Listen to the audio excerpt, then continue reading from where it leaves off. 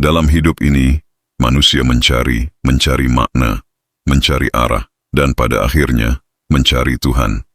Tapi, apa jadinya bila manusia tidak lagi mencari Tuhan di luar sana, melainkan menemukannya di dalam dirinya sendiri? Dalam falsafah spiritual Jawa, ada satu ajaran yang mengguncang tatanan, sebuah kalimat yang sederhana, namun menyimpan petir bagi yang belum siap, manunggaling kaula Gusti. Artinya, bersatunya hamba dan Tuhan. Ini bukan sekadar puisi.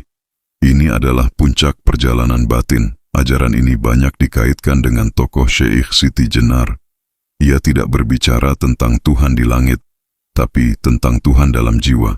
Dan karena itulah, ia dianggap berbahaya.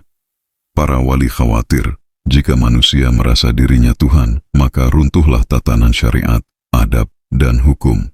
Tapi, benarkah Siti Jenar mengajarkan manusia menjadi Tuhan, atau kita semua hanya belum cukup dalam menyelami makna sejatinya?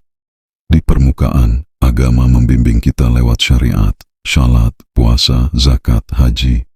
Tapi di balik semua itu, ada hakikat. Syariat adalah jalan. Hakikat adalah tujuan, seperti tubuh dan jiwa.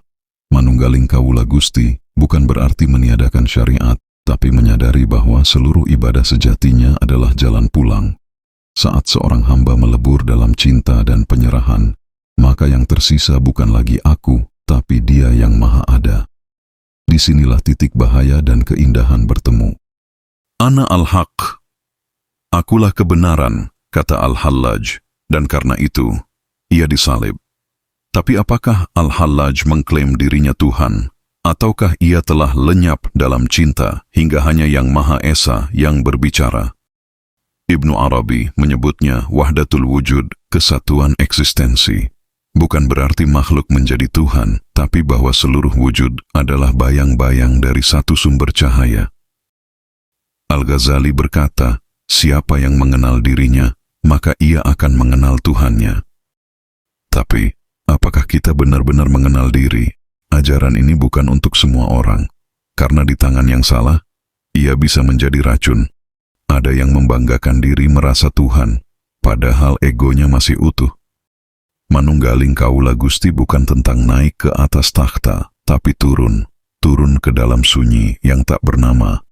Ego meleleh, ambisi sirna, dan yang tersisa hanyalah cinta yang murni.